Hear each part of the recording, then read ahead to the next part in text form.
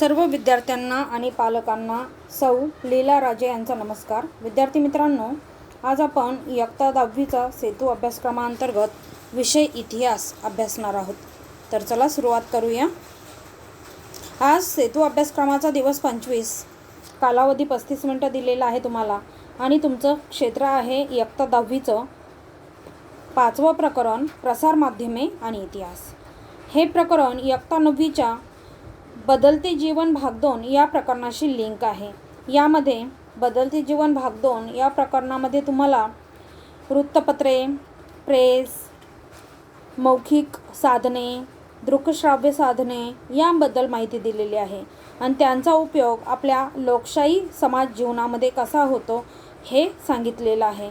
तर तुमची अध्ययन निष्पत्ती होणार आहे विविध प्रसार माध्यमे व इतिहास यांच्यातील सहसंबंध ओळखता येणार आहे तुम्हाला. सेतू बांधणी तुमची होणार आहे जनमत निर्मितीतील व नागरी समाज सक्रिय करण्यातील प्रसार माध्यमांची भूमिका व जबाबदाऱ्या ओळखता येणे. प्रसार माध्यमे रिअलमध्ये काय भूमिका निभावतात, प्रसार माध्यमांचं महत्त्व काय आहे. प्रसार माध्यम हे डायरेक्ट शासन टू जनता कनेक्ट असतात.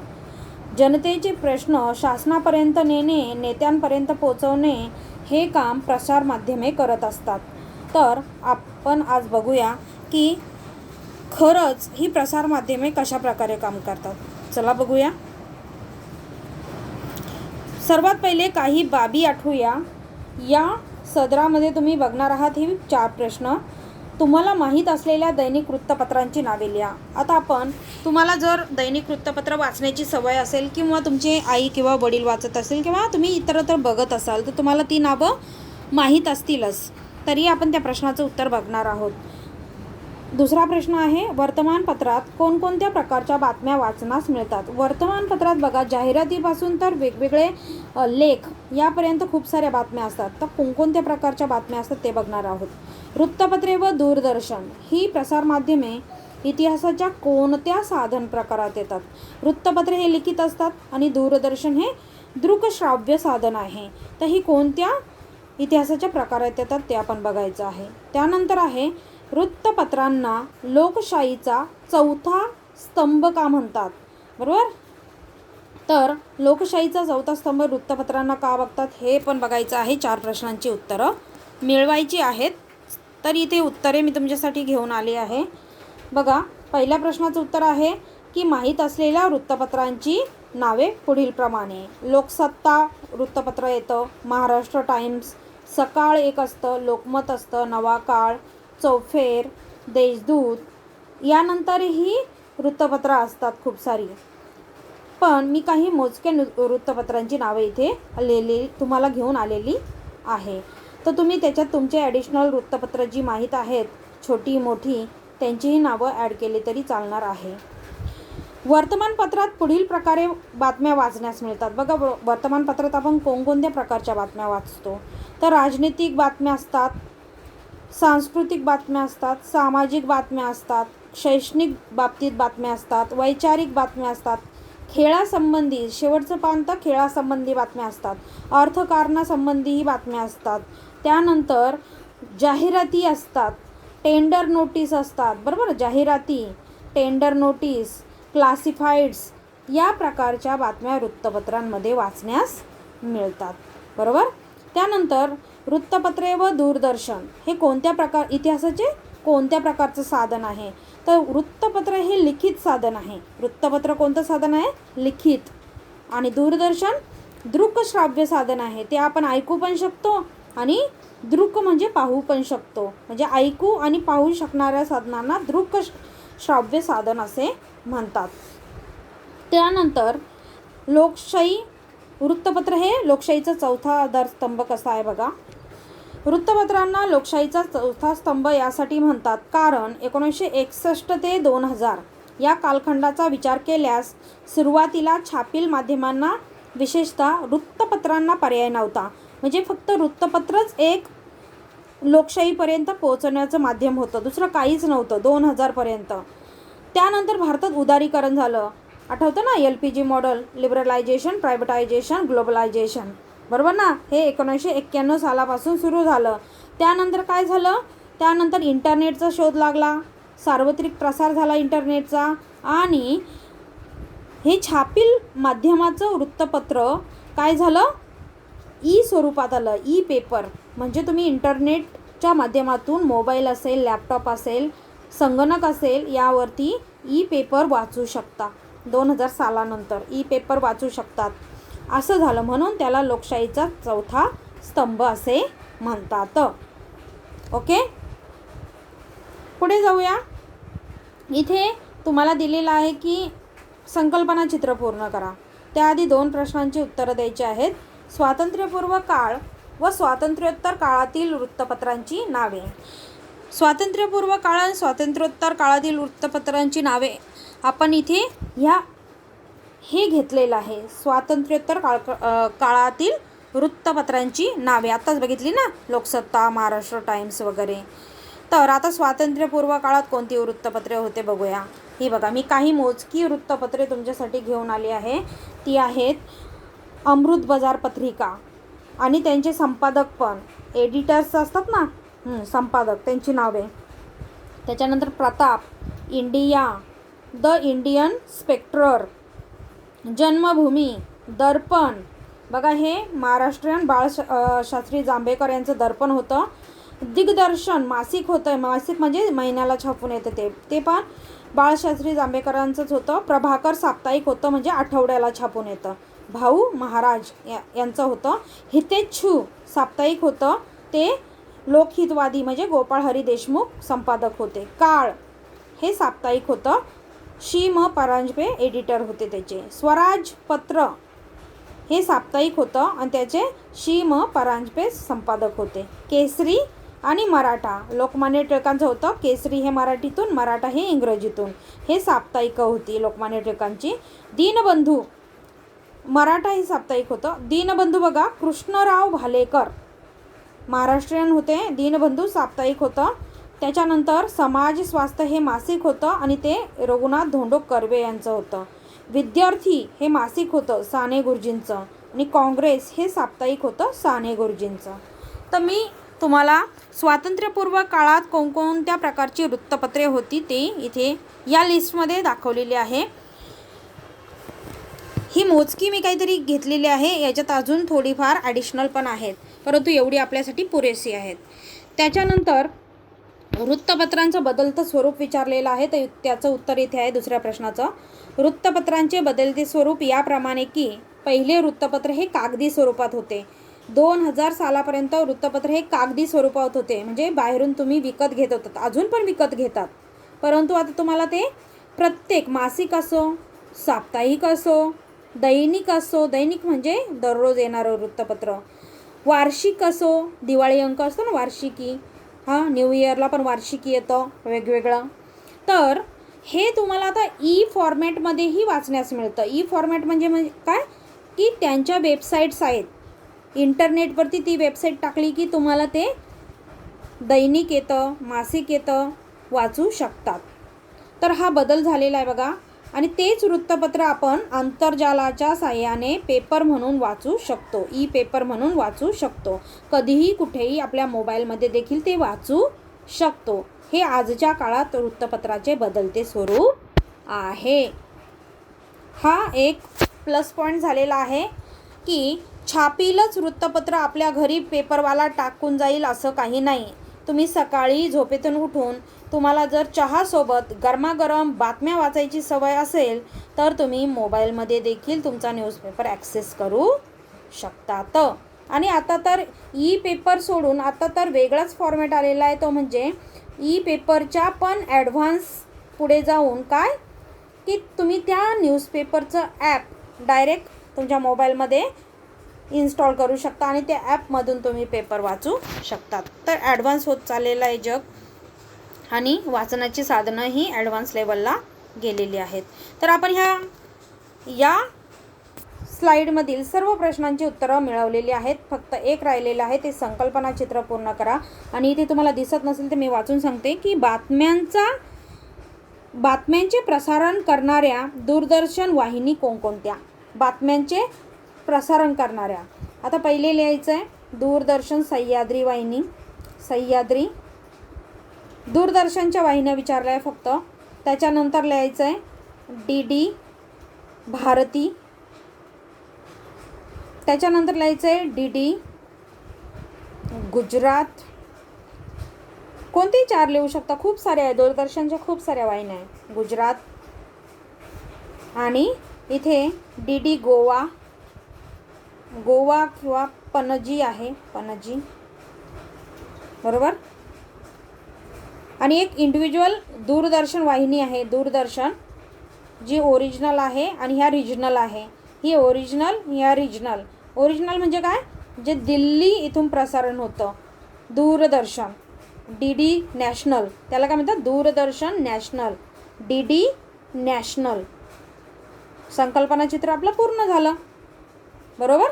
संकल्पनाचित्र पूर्ण झालं. 14 प्रश्न असा विचारला होता, दूरदर्शनवरील कोणत्या ऐतिहासिक मालिका तुम्हाला अधिक आवडतात. याच्यापुढे आवडतात आहे, अधिक आवडतात. तर ऐतिहासिक मालिका विचारलं आहे. तर ऐतिहासिक मालिका तुम्ही बघत असाल, राणी लक्ष्मीबाईची मालिका, शिवाजी महाराजांची मालिका, त्याच्यानंतर अजून खंडोबाची मालिका, अजून पेशव्यांची मालिका. ह्या ऐतिहासिक मालिका, इतिहासात घडून गेलेल्या या मालिका तुम्हाला अधिक आवडत असतील, बरोबर ना. तुमचं आवड वेगळी पण असेल. मला एवढं सिरियलबद्दल माहीत नाही, त्याच्यामुळे मी काही याचं उत्तर एवढं व्यवस्थित देऊ शकणार नाही. परंतु या काही मालिका टी व्हीवरती लागलेल्या आहेत. शिवाजी महाराजांचे असो, काही होऊन पण गेलेले आहेत. रामायण असो, महाभारत असो, झाशीची राणी लक्ष्मीबाई यांची मालिका, पेशव्यांची, जेवढे काही पेशवे काळात मराठा सत्ता चाललेली होती ती, होऊन गेलेल्या मालिका. ओके, पुढे जाऊया. हे प्रश्नांची उत्तरं तुम्हाला द्यायची आहे. बघा, काय समजले. वृत्तपत्रे समाज प्रबोधनाचे कार्य कसे करतात. वृत्तपत्रांमार्फत समाज प्रबोधन कसं होतं, समाजाचं प्रबोधन कसं होतं. बघा, प्रबोधनकार बघा, सर्वात प्रथम गाडगे महाराज, राष्ट्रसंत तुकडोजी महाराज समाज प्रबोधनाचं कार्य केलं. तुमच्या आजोबांना किंवा वडिलांना विचारा, पहिले ते रेडिओ लावायचे सकाळी सकाळी राष्ट्रसंत तुकडोजी महाराजांची ग्रामगीता ऐकायला भेटायची. त्यांनी ग्रामगीता लिहिलेली होती. ग्रामचं वर्णन, खेड्याचं वर्णन, ते ग्रामगीतेच्या रूपात आहे. गाडगे महाराज बघा, ते हातात झाडू घेऊन साफसफाई करत होते, समाज प्रबोधन करत होते की स्वच्छतेचं महत्त्व त्यांनी पूर्ण जगाला पटवून दिलं, संत गाडगे महाराजांनी, बरोबर. तर हे वृत्तपत्र कसे कार्य करतात त्याचं उत्तर आपण मिळवणार आहोत. समाज जागृती करण्याचे काम दूरदर्शन वाहिन्या कसे करतात याचंही उत्तर आपण मिळवणार आहोत. की समाज जागृती करण्याचं काम बघा दूरदर्शन वाहिन्यांवरती, विशेषतः तुम्ही हे जी टॉकीज बघत असाल, बरोबर, त्याच्यावरती नाचू कीर्तनाचे रंगी एक कार्यक्रम येतो. वेगवेगळे संतांचे, तिथे संतांच्या म्हणण्यापेक्षा भजनी मंडळींची तिथे भजन असतं, कीर्तन असतं, बरोबर ना. त्यातूनही काय समाज प्रबोधन होतं, समाज जागृती होते. एक विषय घेतात ते, मग स्वच्छता असो किंवा कोणता तरी एक विषय घेतात आणि त्या विषयावरती ते कीर्तन करतात किंवा भजन करतात. त्याच्यानंतर भारुडे एक असं माध्यम आहे, संत एकनाथांची भारुडे आपण म्हणतो. भारुडे असं एक माध्यम आहे की त्या माध्यमातूनही समाज जागृती केलेली आहे, भारुडं. त्याच्यानंतर निवडणूक काळामध्ये प्रसारमाध्यमे जनमत कसे निर्माण करतात. या 3 प्रश्नांची उत्तरे आपण मिळवूया. बघा, या 3 प्रश्नांची उत्तरे काय समजले. पहिल्या प्रश्नाचं उत्तर, समाज प्रबोधनासाठी वृत्तपत्रांमध्ये जे लेख छापून येतात ते समाजातील लोक वाचतात व त्यांच्यावरती चांगले संस्कार घडतात. आता प्रत्येकाच वरती चांगले संस्कार घडतील असं नाही, परंतु आपण एक अपेक्षा व्यक्त केली की ते वाचून काहीतरी चांगले संस्कार घडतात. लोक त्या लेखांमध्ये जो मजकूर छापला जातो त्याप्रमाणे वागण्याचा प्रयत्न करतात. या प्रकारे वृत्तपत्र हे समाज प्रबोधनाचे कार्य करतं. दुसऱ्या प्रश्नाचं उत्तर असं आहे की दूरदर्शन वाहिन्यांद्वारे समाज जागृती करण्याचे काम देवादिकांच्या मालिका म्हणजे रामायण, महाभारत, खंडोबाची मालिका या प्रकारच्या मालिका व भजन कीर्तन यांसारखे कार्यक्रम दूरदर्शनच्या वाहिन्यांवर चालवले जातात.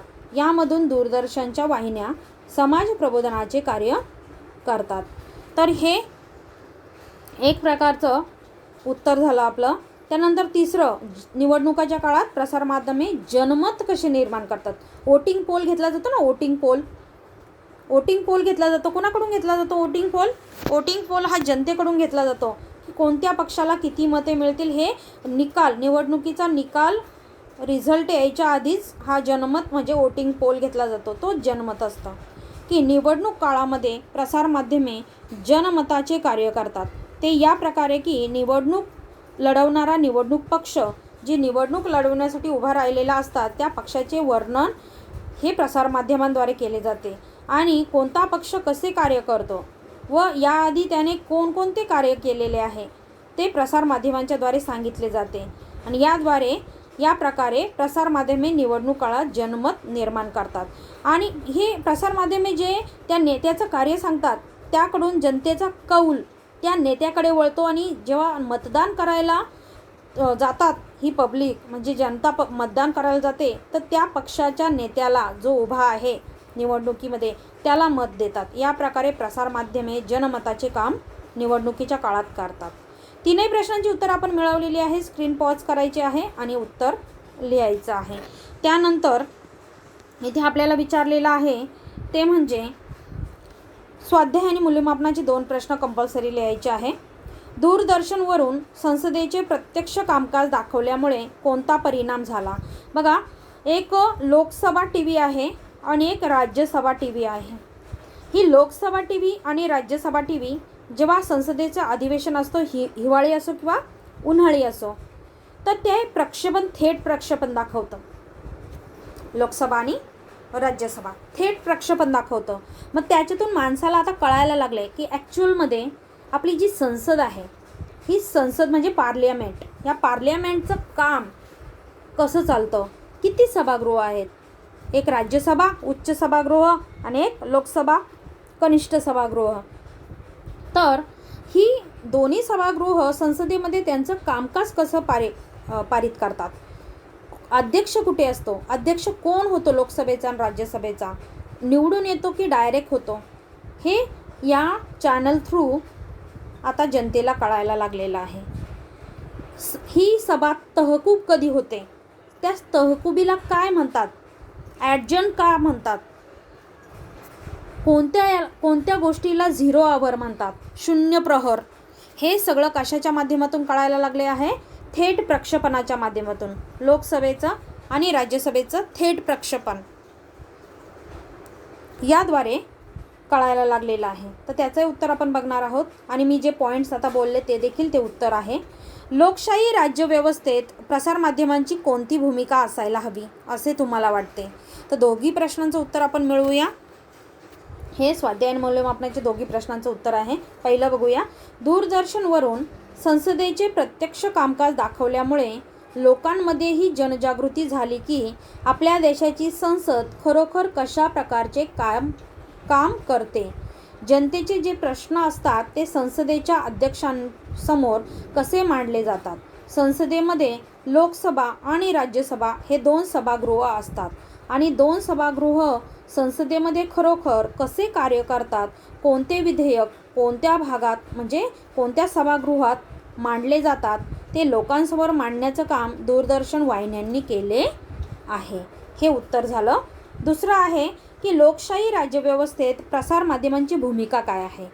तर प्रसारमाध्यमांनी लोकांचे प्रश्न शासनासमोर मांडण्याचे जे काम करावे व त्याद्वारे जनतेला न्याय मिळवून देण्याचे काम करावे अशी भूमिका प्रसारमाध्यमांची असावी असे आपल्याला वाटते. प्रसारमाध्यमे हे डायरेक्ट कॉन्टॅक्ट असतो तो गव्हर्नमेंट, बरोबर ना. प्रसारमाध्यमे हे डायरेक्ट कॉन्टॅक्ट कोणाशी असतो, गव्हर्नमेंट. म्हणजे ते कोणतेही प्रश्न गव्हर्नमेंटला विचारू शकतात का, कारण शासनाला प्रेसला उत्तर देणं भाग आहे. शासनाला प्रेसला उत्तर देणं भाग आहे. त्याच्यामुळे हे जी काही प्रसारमाध्यमे आहेत ते शासनाला प्रश्न विचारू शकतात आणि शासनाला त्यांना उत्तर देणं भाग आहे. ओके. तर आपण पूर्ण ॲक्टिव्हिटी बघितलेली आहे. सर्व प्रश्नांची उत्तरं आपल्याला मिळालेली आहेत आणि हे अधिक सरावासाठी जे प्रश्न दिलेले आहेत ते इंटरनेटच्या माध्यमातून सोडवायचे आहेत. काय? वृत्तपत्रातून कोविड-19च्या संदर्भात आरोग्याची काळजी कशी घ्यावी याबाबत येणारा लेख, चित्रांचा संग्रह करा. 1.5 वर्ष झालं कोविड-19च्या बाबतीत काही ना काही वृत्तपत्रात छापून येतं, चित्रांच्या माध्यमातून, आर्टिकलच्या माध्यमातून. तर त्यांचा लेखाचा आणि चित्रांचा संग्रह करायचा आहे. आणि दुसरं, शैक्षणिक माहिती देणाऱ्या दूरदर्शन वाहिन्यांची नावे लिहायची.